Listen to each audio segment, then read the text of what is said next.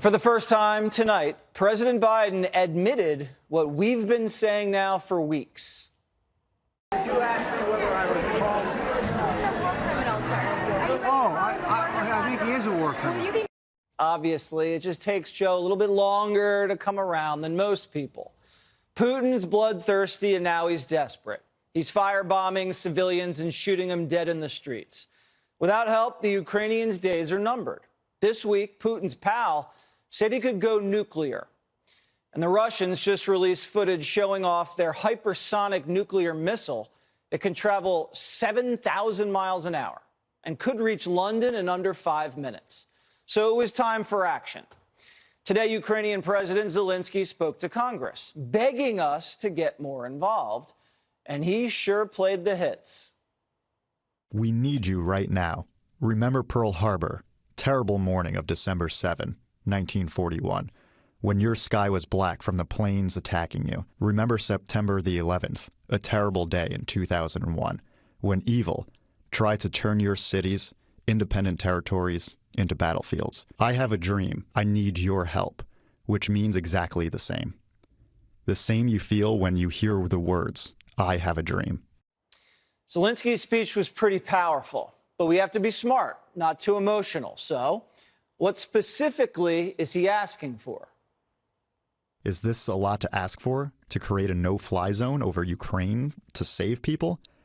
Is this too much to ask? You know what kind of defense systems we need? S-300s and other similar systems. You know how much depends on the battlefield, on the ability to use aircrafts. Powerful, strong aviation. You know that they exist, and you have them, but they are on Earth, not in the Ukrainian sky. Okay, and then he called out the president by name. President Biden, you are the leader of the nation, of your great nation. I wish you to be the leader of the world. Being the leader of the world means to be the leader of peace. And here was the president's response. I'm once again using my presidential authority to activate an additional security assistance to continue to help Ukraine fend off Russia's assault. An additional $800 million in assistance. That brings the total of new U.S. security assistance to Ukraine to $1 billion just this week. So here's what we're going to do. Biden's going to arm Ukraine to the teeth. And we support that. Thousands of Javelin missiles, hundreds of Stingers, 20 million rounds of ammo, helicopters, you name it. This is the best armed insurgency in the history of mankind now. We're also sending them these tank-killing drones called kamikazes. They can just knock out targets by remote control. It's the same kind we used to kill Soleimani. And it sounds like we're finally working on getting those S-300 air defense systems to them. Primetime's been asking for this. These missile batteries would destroy incoming Russian cruise missiles and Russian aircraft. There's your no-fly zone. If only they'd done that earlier. But Biden still won't budge on the MiGs. Mr. President, what will it take for you to send the Polish MiGs that President Zelensky is asking for? I'm not going to comment on that right now. I'm not going to comment on anything other than what I told you. Thank you. But the generals of The View want more than MiGs. The greatest military minds on daytime television want American pilots to shoot down the Russian Air Force. We've strengthened our economic sanctions. Then people were saying, okay, no oil. We've done that.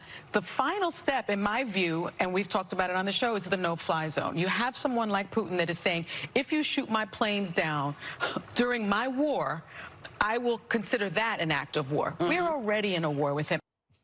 Most of the partisan columnists at America's largest newspapers agree. And most of the mainstream media reporters are begging for a no-fly zone. Not even Republican hawks are calling for that. The most trigger-happy people in this country seem to be journalists. Zelensky, in his remarks to Congress today, again made his request for a no-fly zone. Is there any scenario in which President Biden would change his mind? President Zelensky is calling again for a no-fly zone over Ukraine. Is that something you're giving any thought to at all? President Zelensky is urging President Biden and NATO to impose this no-fly zone. You've said that this would significantly escalate the situation. So just to be clear, is this a no-go for right now, or is this completely off the table? It's like, can we please get into a shooting war with Russia? I mean, if not now, maybe later, can we start shooting Russians? It's crazy. The only people asking for that are Zelensky and American journalists. A lot of you guys out there have been texting me, and we've been looking at a lot of texts this week. And you guys have an obvious question. Why can't we support the Ukrainians, help them in any way we can, without fighting a hot war with Russia, and also fight for Americans here at home?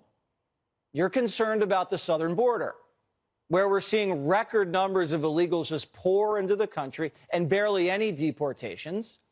You say you're worried about crime. You don't want to walk home and have your head bashed in by some lunatic who was just let out of jail. We're hearing you're upset about the drug epidemic. Parents watching their children take their last breath after ODing on fentanyl. 105,000 Americans died from drug overdoses last year, resulting in some 911 calls like this. We took some coke and we're not getting good responses right now. Okay, someone took coke and what's happening to him? People are passing out. How many? 3 people passed out. 3 people are passing out? Okay. Yeah, it's because they drank a lot, like a lot. Okay, baby. Don't worry about it. Telephone with me, okay? Hold it together. Hold it. Those were West Point cadets on spring break, and now they're dead, or they're dying. All of it's very heartbreaking. We support the Ukrainians, and we're glad Washington's sending weapons. We want Putin to lose, and we want him to lose badly. But wouldn't it be nice if the people you elected could find the courage and the motivation to address our problems here at home as quickly as they responded to the problems in Ukraine? The emotion in President Zelensky's voice today was very clear, and thankfully, it looks like he's getting some traction. But we've heard that same emotion in your voice for years now. Are any of these politicians listening to you? I mean, is it crazy to suggest that we could do both? We could protect our cities, protect our borders, protect our way of life. Can we fight crime here for once? A guy asks Congress for help, and the same day, they just get the thing they need right to him. We've been asking Congress to help us with crime and gas and high prices, and nothing happens. They just call us racist and blame Putin. Now, I get it. Washington spent 80 years trying to beat the Russians.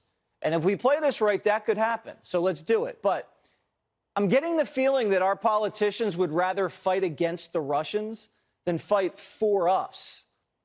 Why can't we see bipartisan action on saving America instead of Ukraine? I mean, we can do both.